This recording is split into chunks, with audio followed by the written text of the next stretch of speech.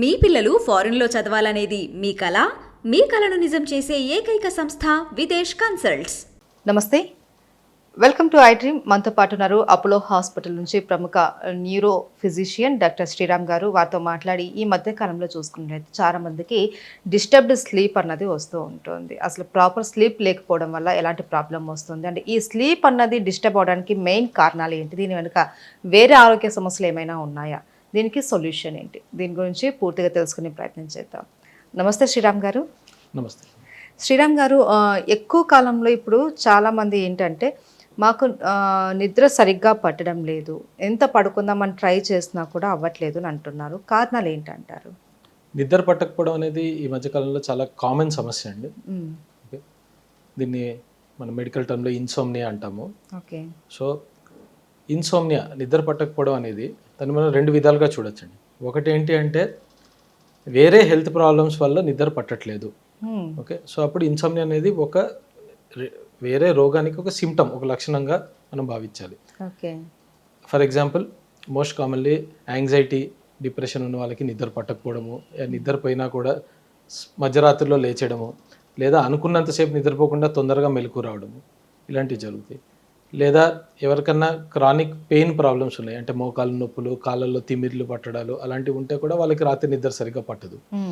మూడోది sleep apnoea అంటాము, అంటే రాత్రి గురక ఎక్కువ అయ్యి సడన్గా ఊపిరి పీల్చుకోవడానికి ఇబ్బంది అయ్యి నిద్ర మెలకు వచ్చేడాలు, ఇవన్నీ. సో వీటిలన్నిటి కండిషన్స్లో వాళ్ళు నిద్ర పట్టట్లేదు అని పేషెంట్ ప్రెజెంట్ చేసినా కూడా దానికి కారణం వేరే అనేది ఉంటుంది. ఇలాంటి ఏ కారణాలు లేకుండా, ఏవి ఇబ్బందులు లేకుండా కూడా నిద్ర పట్టట్లేదు అంటే దాన్ని మనము క్రానిక్ ఇన్సోమ్నియా డిజార్డర్ అని అంటాము. అంటే దాంట్లో ఇన్సోమ్నియా అనేదే పెద్ద ప్రాబ్లం అనమాట, అదే మెయిన్ ప్రాబ్లం. అది అయితే ఎందుకు వస్తుందండి ఇలాగా? మీరు అన్నారు కారణాలు లేకున్నా కూడా వస్తుంది, ఇది క్రానిక్ ఇన్సోమ్నియా అనేసి అంటున్నారు కదా, రావడానికి కారణాలు ఏంటంటారు? సో ఈ క్రానిక్ ఇన్సోమ్నియా డిజార్డర్ నేను చెప్పినట్టు దాంట్లో మన బాడీలో బేసికల్లీ ఒక బయోలాజికల్ క్లాక్ అనేది ఉంటుందండి, దాన్ని సూప్రాకయాస్మాటిక్ న్యూక్లియస్ అంటాము. అది ప్రతి 24 అవర్స్ని, దాని డ్యూరేషన్ 24 అవర్స్ దాకా ఉంటుంది. అంటే పొద్దున్న ఎప్పుడు మనం లేవాలి, రాత్రి ఎప్పుడు మనం పడుకోవాలి. ఓకే, దాని యూజువల్గా టైమింగ్స్ 7 AM 11 PM అలా సెట్ అయి ఉంటుంది, వేరియబుల్గా ఉంటుంది అనమాట.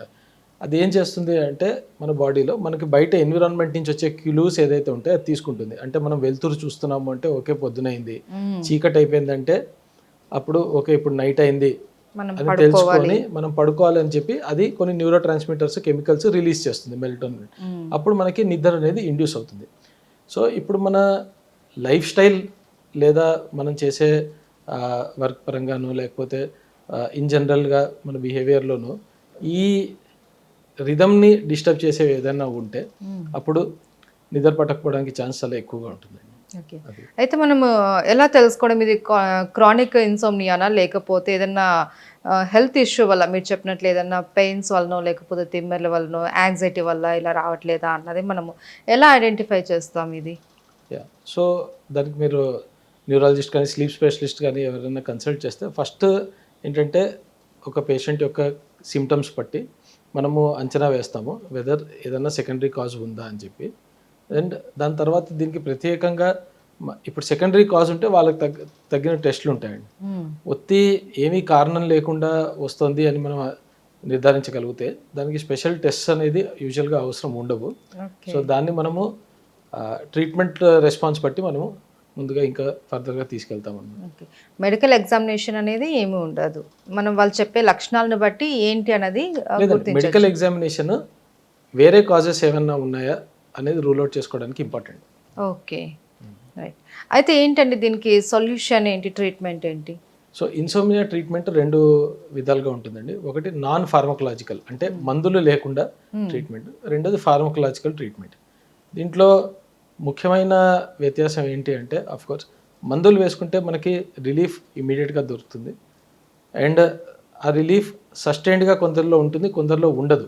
అంటే మళ్ళీ మందులు మానేసిన తర్వాత సేమ్ ప్యాటర్న్స్లోకి మళ్ళీ నిద్ర పట్టకపోవడము, అది రివర్ట్ అయ్యే ఛాన్స్ ఉంటుంది.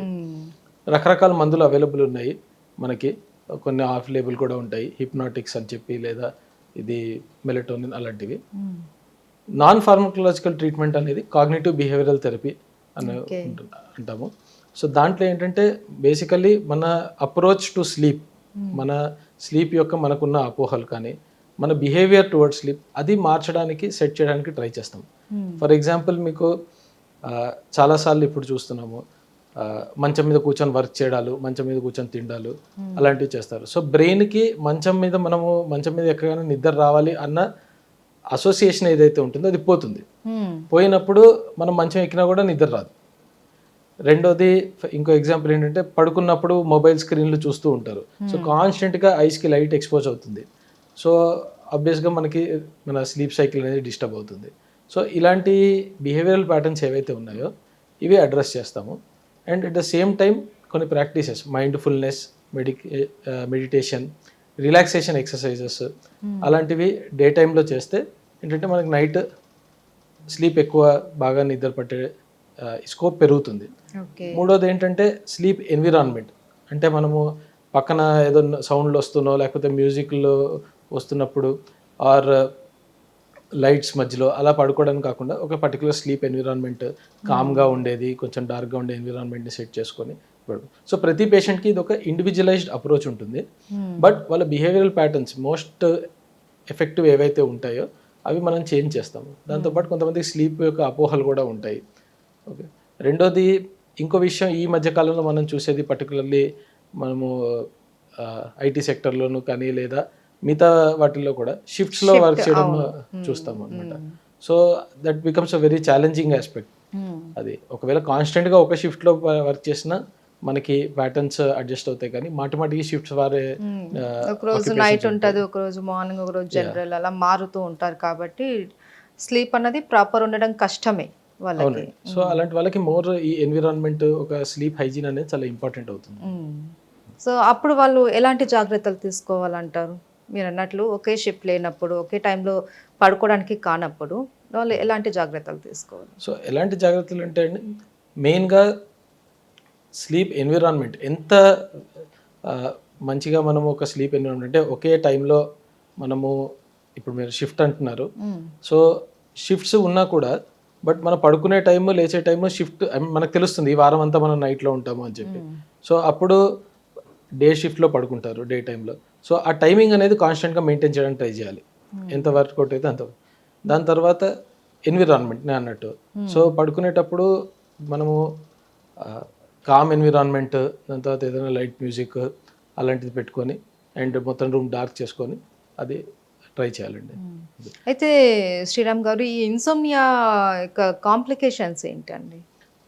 సో ఇన్సోమ్నియా కాంప్లికేషన్స్ రెండు రకాలండి. ఒకటి ఏంటి అంటే దీని ఎఫెక్ట్ డే టైంలో పడుతుంది.